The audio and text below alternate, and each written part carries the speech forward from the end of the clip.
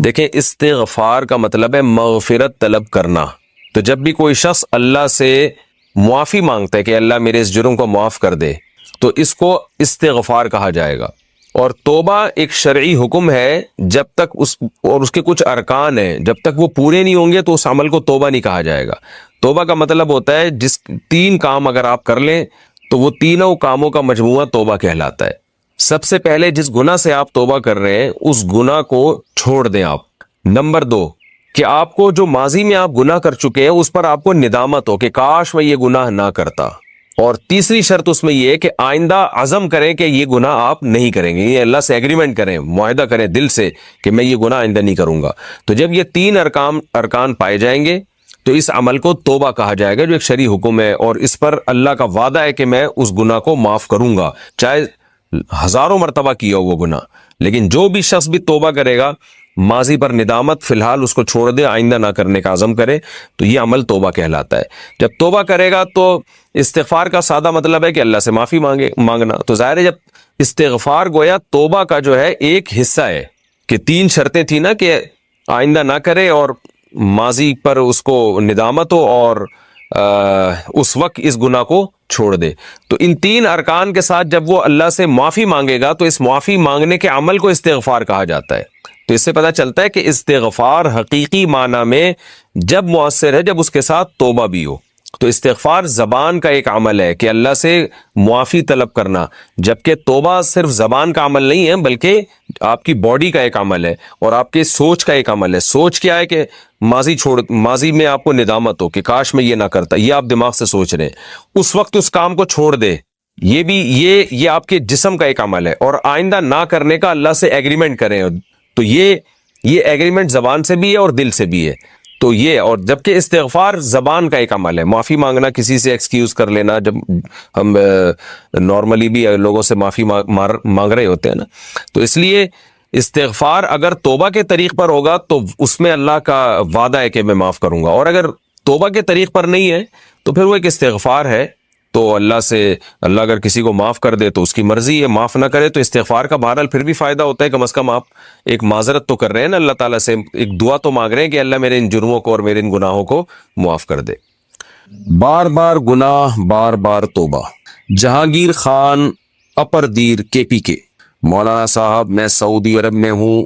انہوں نے گناہ کا تذکرہ کیا، میں اس گناہ کا تذکرہ نہیں کروں گا، بس اشارتاً بات کروں گا. میں نے 5 یا 6 مرتبہ گناہ کیا اور پھر گناہ کر بیٹھتا ہوں. کیا اللہ مجھے معاف کرے گا؟ میں کیسے اس برائی سے بچوں؟ دیکھو میرے بھائی، جو سچی توبہ کرتا ہے تو اللہ اس کو معاف کر دیتے ہیں. یہ اللہ کا قانون ہے. چاہے 100 بار گناہ کیا ہو، 100 بار توبہ کی ہو. تو گناہ کرتے ہوئے شرم آنی چاہیے، توبہ توڑتے ہوئے شرم آنی چاہیے، توبہ کرتے ہوئے شرم نہیں آنی چاہیے. ہوتا یہ ہے کہ جب انسان کوئی گناہ کرتا ہے پھر وہ توبہ کرتا ہے کہ اللہ اب دوبارہ نہیں کروں گا، پھر اس سے گناہ ہو جاتا ہے. جب دوبارہ گناہ ہو جاتا ہے تو پھر وہ توبہ کرتا ہے کہ اللہ اب نہیں کروں گا، میں وعدہ کرتا ہوں. دل میں نیت بھی ہوتی ہے کہ نہیں کروں گا. پھر جب دوبارہ گناہ ہو جاتا ہے تو پھر وہ کہتا ہے یار کیا فائدہ بار بار توبہ کرنے سے، گناہ تو مجھ سے ہو جاتا ہے. یہ شیطان ہے، یہ شیطان ہے.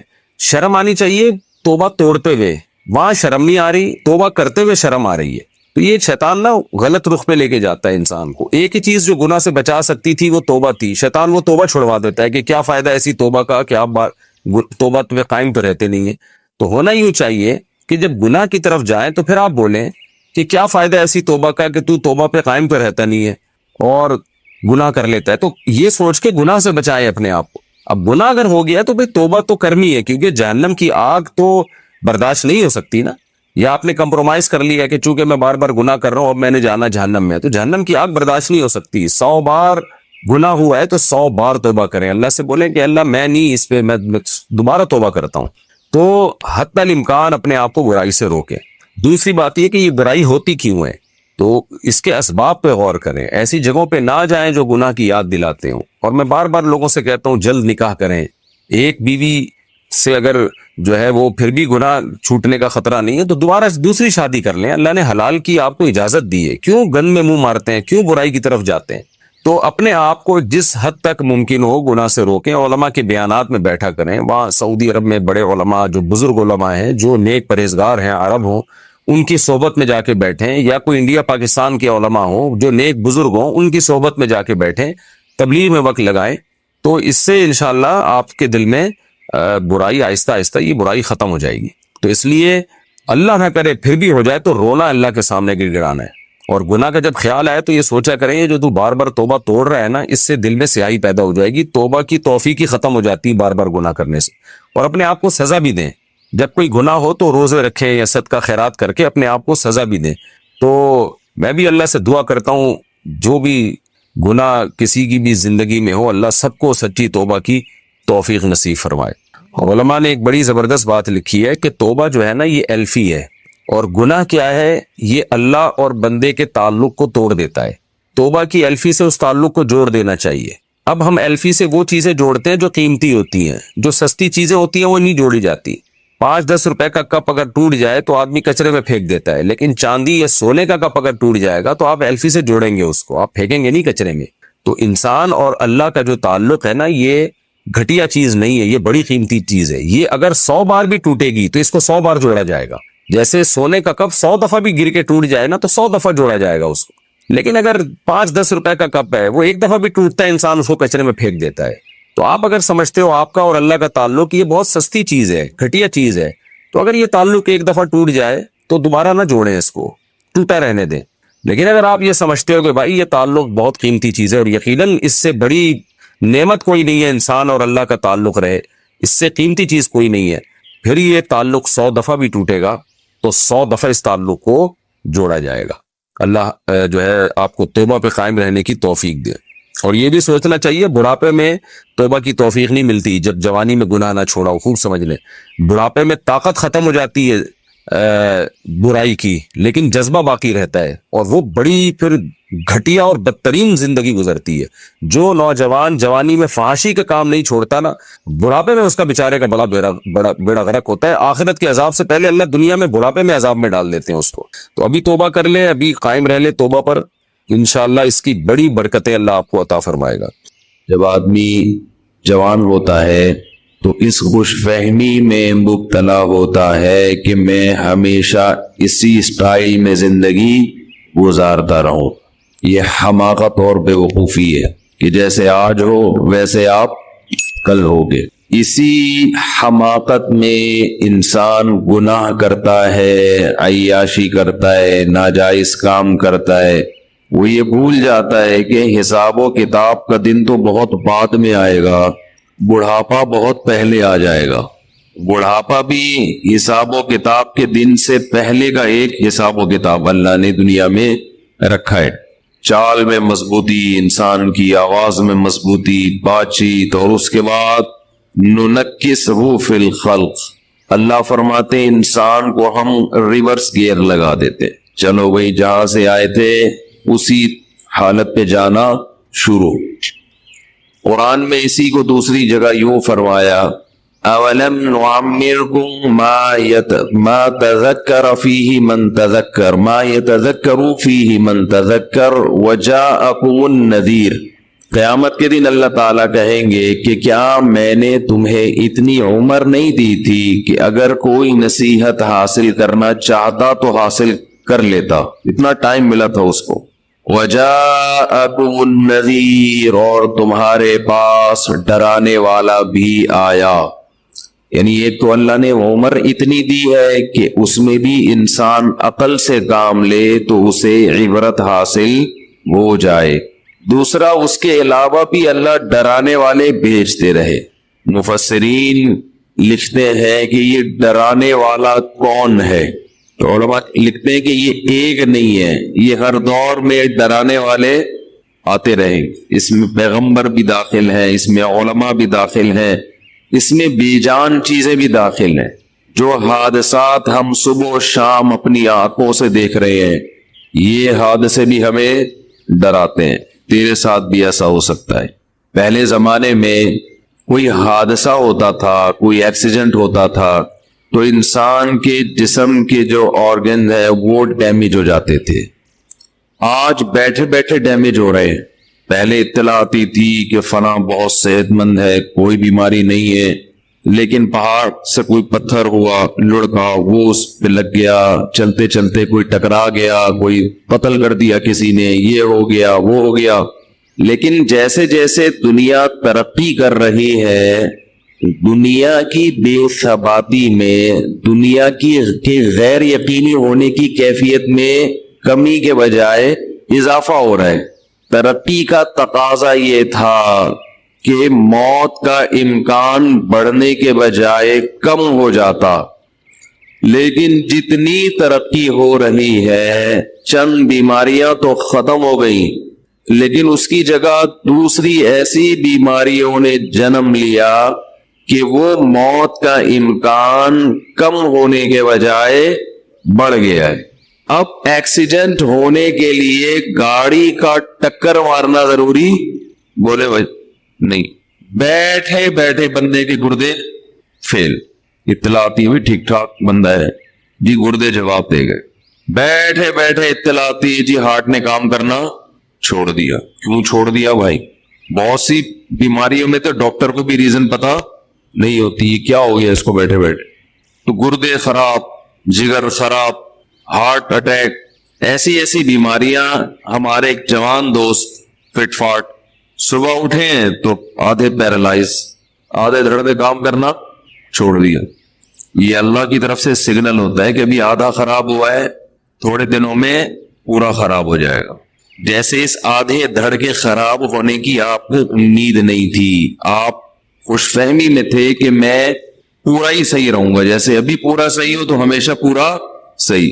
اللہ آدھے پہ فالج گرا کے بتاتے ہیں کہ آدھی موت میں نے تجھے دے دی، ایسے ہی باقی بھی مر جائے گا کسی دن۔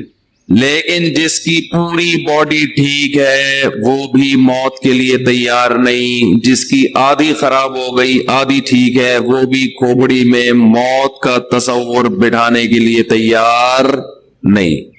ہر کام کے لیے ایگری ہے، معذرت کے ساتھ وہ کمبخت مرنے کے لیے تیار نہیں ہے۔ کمبخت کا لفظ تو ہلکی گالی ہے، کھوپڑی میں یہ بٹھانے کے لیے تیار ہی نہیں ہے کہ میں مر بھی سکتا ہوں۔ بڑھاپا ہے آگے، رسول اللہ صلی اللہ علیہ وسلم نے فرمایا جوانی کو غنیمت سمجھو، کس سے پہلے؟ بڑھاپے۔ یہ میں حدیث کا پہلے ترجمہ کر دیتا ہوں تاکہ پوری حدیث ایک دفعہ سامنے آ جائے۔ صحتک قبل سقمک، بیماری سے پہلے غنیمت سمجھو صحت کو۔ آپ آج صحت مند ہیں، کل صحت مند بولے نہیں ہوں گے۔ یہ جو فٹ فاٹ گھوم رہے ہیں ہمیشہ تھوڑی فٹ فاٹ رہیں گے، آپ اس خوش فہمی میں مبتلا ہو گئے بھائی۔ جو ڈاکٹر لوگوں کو صحت دیتا ہے وہ خود کل بیمار پڑا ہوگا بستر پہ۔ صحتک قبل سقمک فراغک قبل شغلک، فرمایا آج کی فراغت کو مشغولیت سے پہلے غنیمت سمجھو۔ آج آپ کے لیے عبادت کا ٹائم ہے، آج آپ کے پاس اللہ کے بارے میں سوچنے کا ٹائم ہے، آج آپ کے پاس خیر کے کاموں کا ٹائم ہے۔ کل ایسی مصروفیت آ سکتی ہے کہ ہو سکتا ہے سر کھجانے کی فرصت آپ کے پاس نہ ہو، کوئی ایسی ٹینشن آ سکتی ہے کہ اسی میں مشغول ہو جاؤ۔ ابھی تو پب جی کھیلتے رہو بیٹھ کے، فارغ ہو۔ کوئی بیماری مسلط ہو سکتی ہے۔ مشغولیت کا مطلب یہ نہیں کوئی ایسی جاب لگ جائے جس میں آپ 24 گھنٹے مشغول ہو، یہ بھی ممکن ہے۔ مشغولیت کا مطلب کوئی ایسی فکر، کوئی ایسی ٹینشن جو آپ کو تمام چیزوں سے غافل کر دے اور ایک چیز کے پیچھے آپ لگے رہو، اس میں آپ کو کسی دوسری چیز کے بارے میں سوچنے کا موقع نہ ملے۔ جیسے کوئی بھوکے سے پوچھے کہ 2 اور 2 کتنے، تو وہ جواب میں کہتا ہے 4 روٹیاں۔ بھوک ایسی ٹینشن ہے کہ آدمی کو ہر چیز سے غافل، صرف وہ روٹی کے بارے میں سوچے گا۔ تبھی میں رمضان میں عصر کے بعد بیان بولو نہیں کرتا، مجھے پتا ہے اس وقت ان کا دماغ خالی نہیں ہے، ان کے دماغ میں پکوڑے اور سموسے گھسے ہوئے، ان کو سمجھائیں گے سمجھ میں نہیں آئے گا۔ نبی صلی اللہ علیہ وسلم نے فرمایا پچھلی امتوں میں ایک پیغمبر نے جہاد کا حکم دیا اپنے ماتحت لوگوں کو۔ لڑائی اتنی سخت تھی، اتنی سخت، مسلمان کمزور تھے، دشمن بہت طاقتور، تو ان پیغمبر نے حکم دیا کہ جس شخص کی نئی شادی ہوئی ہے اس کو ہمارے ساتھ جانے کی اجازت نہیں ہے۔ کیوں؟ وہ میدان میں بہادری سے لڑے گا نہیں, اس کا دل اٹکا رہے گا.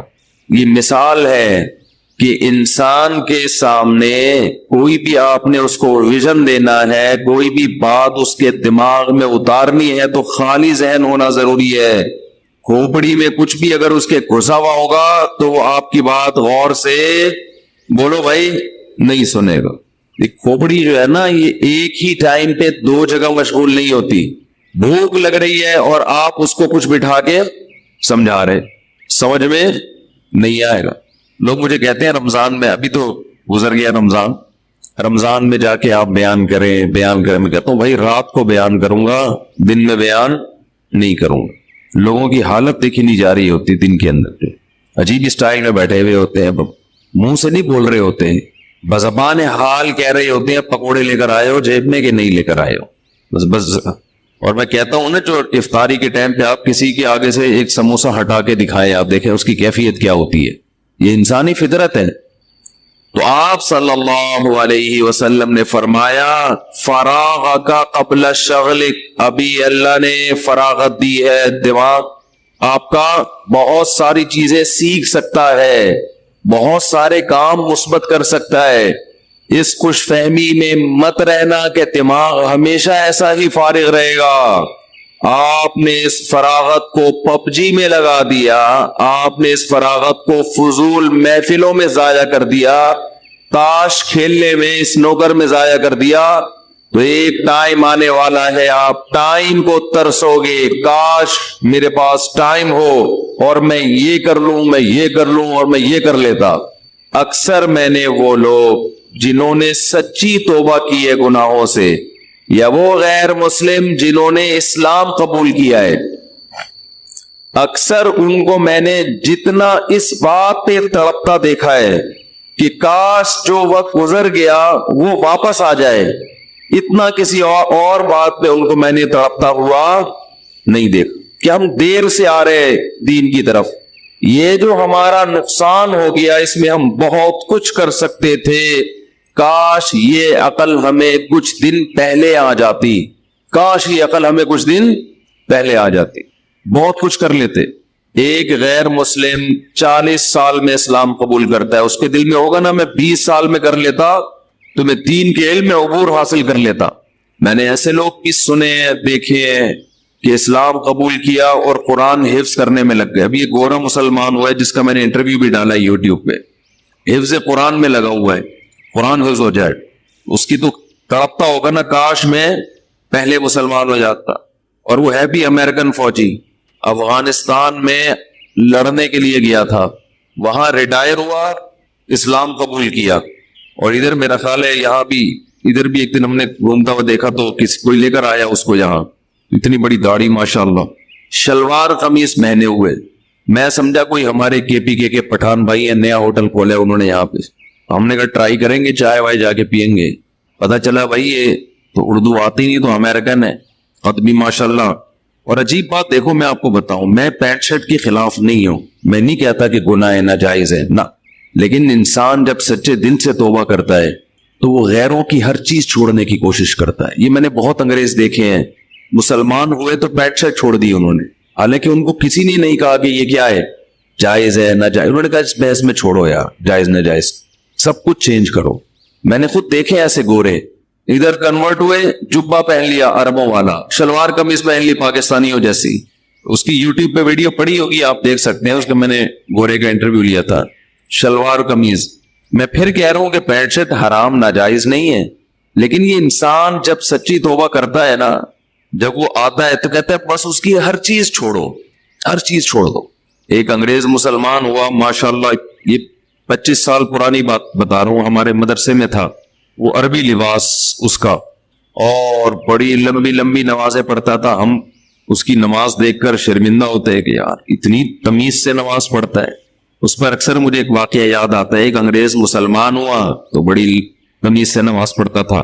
اس نے کسی پاکستانی سے پوچھا یار تمہاری 2 منٹ میں نماز ختم ہو جاتی ہے. پاکستانی چپ تو رہ نہیں سکتا. پاکستانی نے کہا اصل میں ہمارے اللہ سے پرانے تعلقات ہیں, تمہارا بھی نیا کنیکشن بحال ہوا ہے, تمہیں کنیکٹ ہونے میں ٹائم لگتا ہے, ہماری پرانی سروس, ادھر اللہ اوور کا کریکشن بحال ہو گیا, ادھر سلام پھیر کے نکل لیے. تو ابھی نئے نئے آئے ہو بیوقوف, یعنی مطلب ہے کہ بیوقوف آدمی اتنی لمبی لمبی نمازیں پڑھ رہے ہو, اتنا ٹائم لگتا ہے تمہیں اللہ سے نمبر ڈائل کرنے میں, ہماری لائن فوراً مل جاتی. تو وہ اتنی لمبی نماز. تو میں نے ایک دن اس کو بٹھا لیا, تھوڑا اس سے ماضی پوچھا, کیسے مسلمان ہوئے. یہ اس سوال کا جواب تو اس نے دے دیا کہ جی کیسے مسلمان ہوا, اسٹڈی کی میں نے, اسلام کو پڑھا سمجھا. پھر امریکہ میں یا یو کے کا تھا میرا خیال ہے, کسی عالم کوئی مفتی تھے ان کے ہاتھ پہ جا کے انہوں نے بھی تھوڑا گائیڈ کیا, اس کو مسلمان ہو گیا. تو میں نے پھر اس سے پوچھا کہ پہلے آپ کیا کرتے تھے, یعنی اسلام سے پہلے آپ کیا لائف اسٹائل تھا. ہمارے اکثر لوگ فخر سے بتانا شروع کر دیتے ہیں, ابے اسلام سے پہلے تو میں بڑا ماڈرن تھا, میں یہ کرتا تھا, میں یوں کرتا تھا, میں ایسے, اتنی لڑکیوں سے میری دوستی تھی. فوراً شروع ہو جاتے ہیں نا لوگ, میری تو اتنی گرل فرینڈز تھی اور اتنی لڑکیاں تھی اور ایسے نائٹ کلب اور اتنی بوتلیں, میں ایک ایک ٹائم پہ اتنے پیک پی جاتا تھا. شرابی جو ہے نا, شرابی, ان کی ٹائمنگ پیک کے حساب سے ہوتی ہے. کراچی سے حیدرآباد 3 پیک لگیں گے پہنچنے میں, ہم تو کہہ رہے ہیں 2 گھنٹے لگیں گے. ہیروئن چو کے چھٹے ہوتے ہیں, ان سے پوچھو نا ہیروئن جی سے کہ کراچی سے حیدرآباد کتنی دیر کا ٹائم ہے, کہہ رہے 3 چھوٹے لگتے ہیں پہنچنے میں. تو ہر آدمی اپنے حساب سے ٹائم کو ناپتا ہے. تو یہ جو تھا, اس عام طور پہ لوگوں سے پوچھا جائے تو بتاتے میں ایسے تھا, میں یوں تھا. پھر اپنی تصویریں بھی رکھی ہوئی ہوتی ہیں بعض لوگوں نے کہ دیکھو میں ایسے ڈانس کرتا تھا, یہ گرل فرینڈ تھی, یہ تھا, وہ تھا, وغیرہ وغیرہ. لیکن جب انسان سچی توبہ کرتا ہے تو اس کی یہ کنڈیشن نہیں ہے. گوروں میں کچھ چیزیں بڑی خاندانی ہیں, شاید 2 نمبر ہی نہیں ہے, شاید کہہ رہا ہوں 100% تو کوئی نہیں کہہ سکتا. میں نے اس سے پوچھا, میں نے کہا بھائی آپ ماضی میں کیا تھے, ایسے کہا. اس نے کہا ماضی میرا ختم, میں نے بھلا دیا ہے, اس میں تبصرہ کرنا بھی پسند نہیں کرتا. ہمارے جیسا دیسی ہوتا تو ہم فوراً لڑکیوں کی تصویریں, یہ دیکھو یہ تھی میری گرل فرینڈ, اللہ کے لیے میں نے ان کو چھوڑا ہے. دیکھ رہے ہو یہ بوتلیں دیکھی, کبھی دیکھی ہے یہ بوتل آپ نے, خواب میں بھی دیکھی ہے یہ بوتل کبھی, آپ نے تو فیڈر دیکھا ہوگا, یہ بوتلیں پیتا تھا میں, ایک چمچہ پی کے دکھاؤ. ہم فوراً کس پہ آتے ہیں, شو بازیوں پہ. اس نے کہا بھائی ماضی کے قصے, کیا تھا کیا نہیں تھا, پلٹ کیا, یوٹرن لیا میں نے, بس ختم. دماغ سے اس کا اثر پڑتا ہے. انسان جب اپنے ماضی کے گناہوں کو یاد کرتا ہے اور وہ چھوڑ چکا ہو تو وہ اس کی مستقبل والی زندگی پہ اثر ڈالتے ہیں کہ تو یہ تھا, تو ایک اور دفعہ اگر کر لیا تو کیا ہو گیا. بھائی دماغ سے نکالو ان چیزوں کو, بس ہم نہیں تھے, ہم ہمیشہ سے ایسے ہی ہیں. پرانا زمانہ یاد آ کے ستاتا ہے انسان کو کہ میں کیسی عیاشی کرتا تھا اور کیا تھا اور کیا تھا. میں نے کہا اچھا اپنا نام تو بتا دو, پرانا نام کیا تھا, ہم بھی تو پاکستانی ہیں نا. میں نے کہا ٹھیک ہے نہیں بتاؤ بھائی, بالکل مجھے شوق نہیں ہے آپ کی ماضی کا. اچھا لگا اس کا یہ جواب مجھے. میں نے کہا نام بتا دو کیا تھا. اس نے کہا نام بھی نہیں بتاؤں گا, میں نہیں بتاؤں گا. اس نے کہا میں نہیں بتاؤں گا, مجھے نام بھی پرانا, اس کا تذکرہ بھی اچھا نہیں لگتا.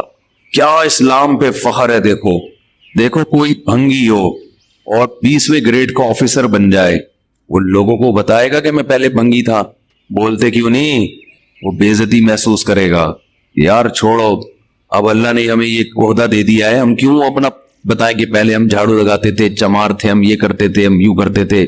اس میں عزت نہیں بے عزتی ہے. لوگ کہیں گے ابے تھا تو وہ نا, تھا تو بھنگی, تھا تو چمار, لوگ تانے دیں گے نا. نبی صلی اللہ علیہ وسلم نے فرمایا کہ اسلام کی مٹھاس وہ شخص چکھے گا کما قال صلی اللہ علیہ وسلم, کہ اسلام کے بعد کفر میں جانا اس کو ایسا لگے جیسے آگ میں چھلانگ لانا. ایسی نفرت ہو جائے اس کو ماضی کی زندگی سے کہ اللہ نے مجھے اس برائی سے نکال لیا ہے. اس کی گورے کی یہ کیفیت تھی کہ بھئی نام بھی نہیں, کیونکہ وہ سمجھتا تھا یہ میری بے عزتی کی بات ہے. اسلام دے دیا اللہ نے, نام دے دیا محمد, یوسف, کوئی بھی, ابھی مجھے اس کا نام ذہن میں نہیں ہے کیا نام تھا, تو میں کیوں اپنے آپ کو مائیکل اور ایڈیسن اور ایرک اور وہ جو مختلف نام ہوتے ہیں, جانسن اور یہ سب کیوں بتاؤں بھائی. چھوڑو جو بھی تھا. یہ توبہ کی تکمیل کی علامت ہے. کیسی توبہ کی ہے, خاندانی, کہ اسلام پہ اتنا فخر ہے, کفر سے اتنی نفرت ہے کہ کفر کی کوئی یادگار، کوئی تختی اپنے ساتھ لگانے کے لیے تیار نہیں ہے. سمجھ میں نہیں آ رہی میرا خیال ہے بات. یہ ہے خاندانی توبہ. تو ہم تو پھر بھی ہمارے ہاں لوگ جاب کے لیے اپنے نام تبدیل کر رہے ہیں. مجھے پاس تو آتے رہتے کال سینٹر میں، کال آتی ہے تو ہم بتاتے ہیں میں جانسن بات کر رہا ہوں. ابے میں نے کہا تیرا نام تو ستار ہے، اتنا اچھا نام ہے، میں بیانات میں اکثر ذکر کرتے رہتا ہوں، وسیم بھائی، ستار بھائی، اور تو اپنے آپ کو کیا کہہ رہا ہے فون پہ؟ جانسن. کہہ رہے نہیں، ایکچولی وہ لوکیشن چینج کرنی پڑتی ہے کہ وہ سمجھیں گے پاکستان سے بات کر رہا ہے، تو پھر وہ ہم یہ شو کرتے ہیں جیسے میں امریکہ سے بات کر رہا ہوں، میں جانسن بات کر رہا ہوں. مجھے تو بڑی غیرت آتی ہے یار، تمہیں اللہ نے اسلام دیا اور تم کیا بنے ہوئے ہو؟ جانسن بنے گی. ایسا نہ ہو قبر میں فرشتہ آئے حساب و کتاب کے لیے، کیا نام ہے آپ کا؟ آپ کہ میں ستار. یہ تو جانسن ہے. ستار نہیں ہے. تو کیا ہے؟ تو جانسن بات. تو مائیکل بات کر رہا ہے. تو جارج کیا نام ہے وہ، برنارڈ بات کر رہا ہے. جو بھی نام ہوتے ہیں ان کے نام تو انسان کی پہچان. سب سے پہلے نام سے مذہب کا پتہ چلتا ہے. نام سے پتہ چلتا ہے اس کا مذہب کیا ہے. میں ازبکستان گیا تو وہاں ان کی زبان میں ہماری سمجھ میں ایک لفظ نہیں آتا تھا، پتہ نہیں کیا بول رہے ہوتے تھے، بالکل ہی الگ زبان ہے، ایک لفظ سمجھ میں نہیں آتا. جب نام پوچھتے یوسف، عبداللہ اور عبد الرحمن، ایسا لگتا ہے جیسے ہمارا پاکستانی ہے، نام ہمارے جیسے. پوری دنیا میں جہاں بھی جاؤ گے مسلمان کس سے پہچانا جائے گا؟ نام سے. نام شاعر میں سے آتا ہے. یہ آپ غیر مسلموں والا نہیں رکھ سکتے. سمجھتے نہیں ہو بات کو، میرا خیال ہے. تو فخر کرو بھائی اسلام پہ، اللہ نے اسلام دی. اچھا اس گھوڑے کی خاص بات یہ، وہ عربی سیکھ رہا ہے اور مجھے کہہ رہا تھا جس دن میں نے عربی سیکھ لی میں انگلش میں بات کرنا چھوڑ دوں گا. نہیں آ رہی بات. آپ کہیں گے کچھ زیادہ ہو گیا، اتنا تقویٰ ہم افورڈ نہیں کر سکتے. میں جائز ناجائز کی بات نہیں کر رہا، آپ انگلش بولے. اس نے کہا وجہ اس کی یہ ہے کہ یہ میں اس کی جو اپنے ساتھ میری براہ راست بات ہوئی نا وہ بتا رہا ہوں آپ کو. اس نے کہا جو روحانیت عربک میں ہے وہ انگلش میں نہیں ہے. اس نے کہا انگلش میں شو بازی زیادہ ہے، یہ اس کے الفاظ ہیں، شو بازی زیادہ ہے اس زبان میں، اسٹائل زیادہ ہے. یہ گورے کے الفاظ ہیں، اور گورا بھی کوئی بچہ نہیں تھا، میرے خیال ہے 45-50 سال کو تو پورا آدمی ہوگا پراپر. تو نا بچے جذباتی ہوتے ہیں تو وہ آ گئے. تو کہہ رہے اس میں تکبر، اسٹائل یہ اس میں زیادہ ہے. پھر بھی سیکھے آپ، بین الاقوامی زبان ہے، ضرورت ہے. اس کو تو آتی تھی نا، اس لیے کوئی ٹینشن نہیں تھی. اس نے کہا عربی سیکھوں گا. اور بھی بڑی قربانی ہے اس کی، زندگی وقف کر کے آیا تھا کہ پوری زندگی کہاں گزارنی ہے؟ دین کی خدمت میں.